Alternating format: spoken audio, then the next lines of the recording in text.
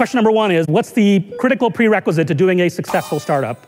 So you have to start, right? That's the first thing. And we laugh, but the reality is there are so many would-be entrepreneurs that kind of sit on the sidelines that have this kind of inkling, have this itch, but there are a number of reasons why they don't actually kind of make the leap and get started. One of the most common is that they don't think they have a good idea. They think their idea sucks.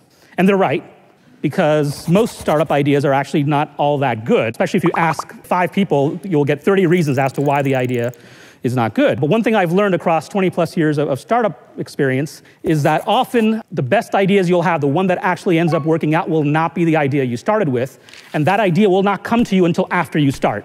So it's kind of a recursive thing. You can't sit on the sidelines waiting for the good idea to come to you that you kind of analyze, and it's like, oh, now I have a really good idea, good enough to start, because the actual good enough idea won't happen until after you start, so you have to start first. That's the prerequisite. I've seen successes, I've seen failures, but I've never heard a single entrepreneur state that they actually regret, even the ones that fail, that regret actually having taken the leap of faith and taken their shot.